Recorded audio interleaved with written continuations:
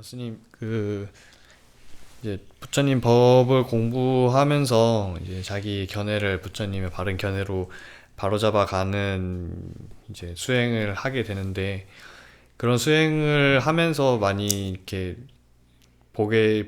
느끼게 되는 것이, 일상 속에 이제 다양한 그런 영역들의 사람들은 또 그 영역들마다 좀 때로는 모순되기도 하는 여러 가지 가치관, 견해들을 가지고 살아가지 않습니까?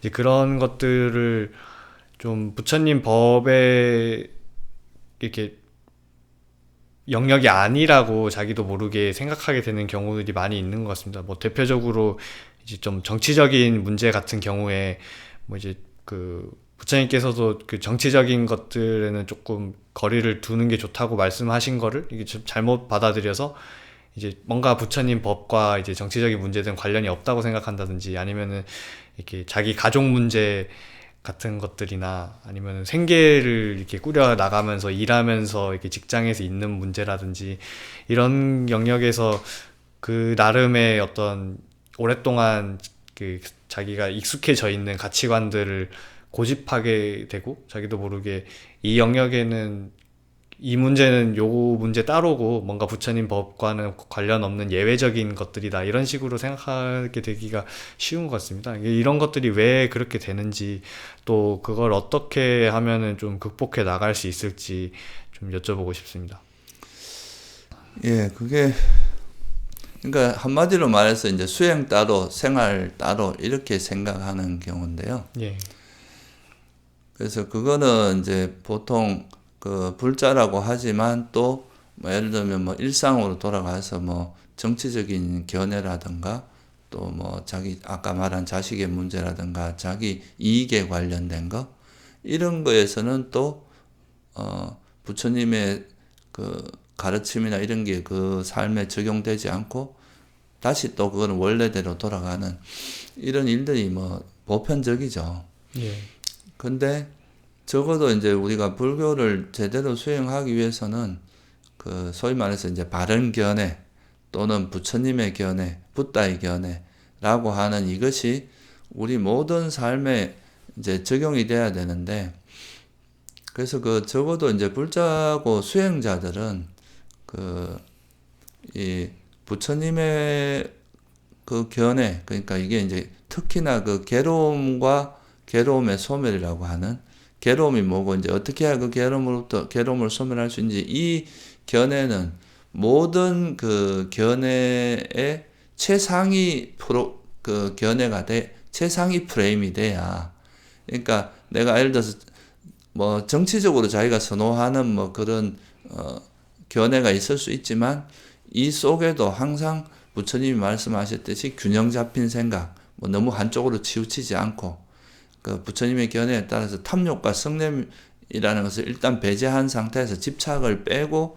평온한 마음으로 그걸 바라볼 수 있다면, 여기에도 그 견해를 가지더라도 여기에 이제 부처님의 어떤 견해가 같이 적용이 되는 거잖아요. 예, 그러니까 이거는 이제 어떻게 보면 부처님이 말씀하신 그거는 모든 그 행동에서 충돌되진 않거든요. 이게 이제 이런 내가 말하는 행위나 이런 게 나와 남에게 이익이 되고 나와 남을 해치지 않는 그런 거를 기본에 두고 그 속에서 이제 자기 견해를 주장하고 남에게도 설득도 하고 이렇게 하는 거는 바람직한데, 이거는 이제 다 뒤로 가고 단지 내가 생각하는 주장, 나의 이익을 위해서 그런 것을 막 자기 견해만 주장하고 남의 견해를 무시하고 나와 이제 견해가 다른 사람을 공격하고 이런 거는 이제 부처님 그 견해하고 안 맞는 거잖아요. 예, 그래서 이걸 일치시키는 작업이 사실 수행에서 되게 중요하거든요. 예,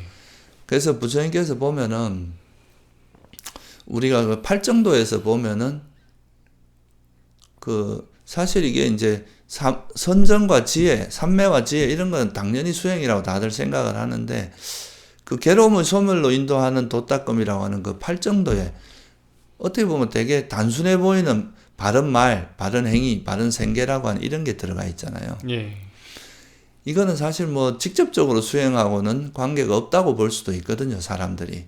뭐 말 바르게 하고 뭐 행동 바르게 하고 생계를 잘 하고 이런 거는 이게 무슨 수행하고 이게 뭐 별로 수준 높은 것도 아닌 것 같다 이렇게 생각할 수도 있는데 그거는 뭐냐 하면 우리가 이제 살아가면서 어떤 말을 하고 행동을 하고 또 우리가 먹고 사는 문제인 생계를 해결하는 이건 그 생명체에게 굉장히 중요하고 항상 일어나는 일이잖아요, 이게. 예.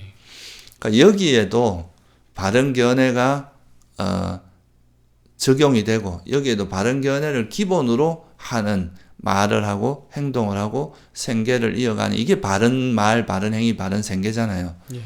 그러니까 여기서도 알 수 있듯이 결국 부처님께서는 그러니까 우리가 수행하는 삼매를 닦고 지혜를 닦는 여기서만 바른 견해가 적용되는 게 아니라 우리가 일상적인 삶, 말을 하거나 일상적으로 말을 하는 상황, 행동을 하거나 이 자기 생계를 이어갈 때도 이게 다 적용이 돼야 된다는 이야기거든요. 예. 그러니까 비록 자식을 가르칠 때도 바른 말을 해야 되잖아요. 말을 할 때는. 예. 그러니까 자식한테 막 거친 말을 내뱉거나 막 되게 막 강압적으로 한다거나 이런 거는 바른 말이 아니잖아요. 예. 그러니까 이제 그런 속에서도 자기 어떻게 보면 이제 그 부처님의 말씀하신 그런 가르침이 그런 삶 속에 적용이 돼야 되고 또 우리가 무슨 행동을 할 때도 남을 위협한다거나 막 폭력을 행사 이런 것도 잘못된 거니까 그런 것도 안 하게 될 거 아니에요. 예. 그러니까 이런 거를 잘 이해를 하면은 우리가 일상적인 그런 삶 속에서도 이게 이제 수행이 깊어진다는 의미는 부처님처럼 생각하고 그러고 부처님처럼 말하고 행동하는 이런 것들이 적용되는 그 범위가 점점 넓어져서 삶의 모든 곳에 침투될수록 그게 이제 수행이 깊어지는 거라고 할 수 있는 거죠. 그러니까 수행이 초보자일수록 수행할 때는 뭔가 부처님처럼 사고를 하지만 또 일상으로 돌아가면 자기가 익숙한 또 사고방식이나 견해로 돌아가 버린다는 거예요. 예. 그래서 이 갭을 메꿔 나가는 게 어떻게 보면 수행이라고 할 수도 있어요. 이제 그게 특히나 좀 자기가 집착하고 있는 마음이 큰 대상들에는 그런 것들이 참 쉽게 되지 않는 것 같습니다. 그래서 뭐 이게 가족 문제나 어떤 가까운 인간관계 이런 거에서는 좀 뭐랄까 이렇게 문화적으로 자기가 익숙한 그런 행동 방식 같은 게 이제 자기도 모르게 그냥 불쑥불쑥 이렇게 나오게 되고 그게 또 당연하다고 이렇게 생각하고 정당화를 하게 되는데 이제 그런 것들을 좀 더 이렇게 잘 끊어 나가는 힘을 어떻게 좀 수행해서 찾을 수 있을지. 그래서 그거를 이제 우리가 항상 자기가 법답게 행동하는지, 그러니까 바른 견해에 따라 행동하는지를 좀 계속 자기를 돌아보고 자기를 반조하고 하는 그런 노력을 계속 해야 되는 거죠. 보통 이제 그게 어떻게 보면 수행에 되게 중요한 부분이라고 할 수 있습니다. 우리가 뭐 그런 이야기도 가끔 하잖아요. 젊었을 때 수행하는 게 좋다. 그러니까 이제 나이가 들면 들수록 이제 나이가 오래 들고 나서 수행을 하다 보면 이미 한 몇십 년 동안 나름대로 쌓아온 견해들이 있단 말이에요. 근데 이런 견해라고 하는 건 또 어떻게 보면 잠재성량에 들어가거든요. 그러니까 습관적으로 나오는 거예요. 내가 항상 그런 견해를 갖고 있다 생각을 한 다음에 그 견해에 따라 행동하는 게 아니라 예를 들어서 평생 돈만 바라보고 살아온 사람들은 내가 돈이 최고다고 말을 안 해도 항상 그 돈을 중심에 놓고 사고하는 게 버릇이 돼 있다는 거죠. 습관이 돼 있고. 근데 그 돈이나 명예 이런 것보다는 가치, 그러니까 이것이 나와 남에게 이익이 되고 나와 남을 해치지 않는 그런 거에 기준을 둔 사람들은 자기도 모르게 또 그렇게 행동을 한단 말이에요. 그래서 이 견해라는 게 습관적으로 이루어지는 거기 때문에 오랫동안 익혀온 것들은 자기가 그렇게 하는지도 잘 모르는 경우가 되게 많습니다. 그래서 자기가 이제 자기 딴에는 바르게 한다고 하는데 그게 부처님의 어떤 그 견해, 그 바른 견해에 따라서 행동을 한다기보다는 세속에서 자기가 지금까지 살아오면서 습관적으로 해오던 걸로 보통 이제 행동을 하는 경우가 많아요. 예. 그래서 그런 거를 항상 그 체크를 하면서 내가 예를 들어서 막 수행할 때는 뭐 사람들하고 대화를 할 때 뭐 자애를 일으켜야 되고 부드럽게 말을 해야 되고 이런데 막상 또 되게 이제 첨예한 그런 정치적인 이야기나 이런 걸 할 때는 막 화를 내고 상대를 공격하고 막 그 사람에게 막 비난을 가하고 이런 행동을 한단 말이에요. 예. 근데 이런 것도 다 이제 좀 다른 형태긴 하지만 분노가 밑에 화가 작용을 하는 거거든요. 예. 그러니까 이럴 때 이제 내가 아무리 내 의견을 주장하더라도 화내지 않고 마음을 가라앉히고 이제 부드럽게 내가 원하는 걸 이제 이렇게 주장할 수도 있는데 그냥 그거를 망각해버리고 그렇게 하는 거잖아요. 예.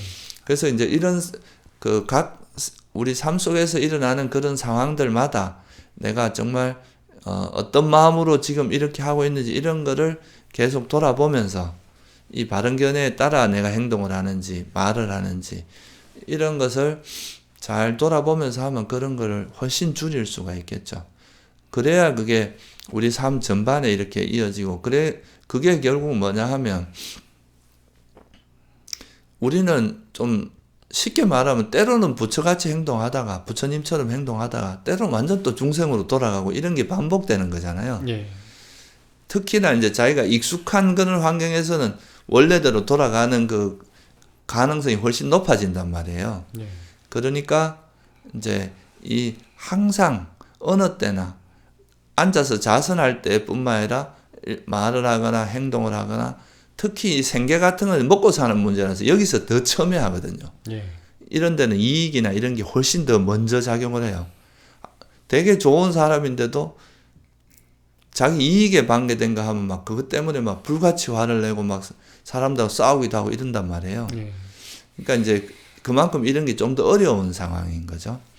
그래서 각 그런 상황마다 내가 어떻게 행동하는지 이런 걸 보면서 이게 바른 견해에 따라 하는 건지 부처인 마음으로 하는 건지 아니면 중생 마음으로 돌아온 건지 이런 걸 잘 체크해서 항상 바른 견해가 이렇게 작동되도록 노력하는 거 이게 사띠 훈련이잖아요. 예. 그게 이제 바른 견해를 잊지 않아야 그렇게 되잖아요. 예. 바른 견해를 내가 딱 잊지 않고 망각하지 않고 딱 그게 알고 있어야 현재 할 때 이제 그렇게 부처님처럼 이렇게 행동할 수 있고 말할 수 있는 거 아니에요. 예. 그러니까 이제 그런 훈련을 해서 그 바른 견해가 어떤 상황에서도 적용되는 사람 우리가 아란이라고 하는 거죠. 예. 이게 기억이 완전 확립이 된 거죠.